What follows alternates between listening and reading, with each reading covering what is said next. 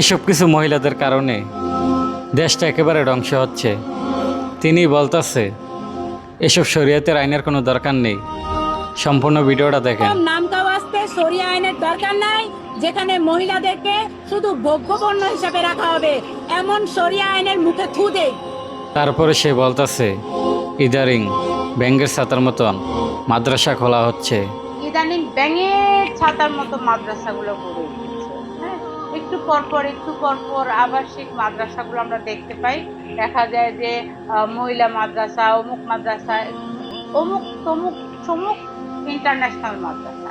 শায়েক আহমদুল্লাহ, মিজানুর রহমান আজহারি তারা যখন আসিয়াকে নিয়ে, লামিশাকে নিয়ে কথা বলেছে, তার জন্য এসব বন্ধ করার জন্য তিনি বলতেছে আহমদুল্লাহ, মিজানুর রহমান আজহারি, আবু তোহা আদনান, এরকম বড় বড় যারা বক্তা আছেন, যারা মানে জামাতকে বিলং করেন বা যারা হুজুর, এক কথায় আমরা বাংলা ভাষায় যেটা বুঝি যারা হুজুর, আমি আশা করবো আপনারা ঠিক যেভাবে রামিসার কাপড় চোপড় নিয়ে আরেকটা আসিয়ার কাপড় চোপড় নিয়ে এগুলা নিয়ে কথা বলেন, এগুলা বন্ধ করে আপনাদের মাদ্রাসায় যত বলাৎকার হয়, যত হত্যা হয়, এইগুলা নিয়ে তিনি বলতেছে কেন বোরকা পরব, আর আমাদের দেশে যারা দর্শন করে, গলা হত্যা করে, তাদের চোখে এসব নারী পরে না। কেন আমার বোরকা পরতে হবে?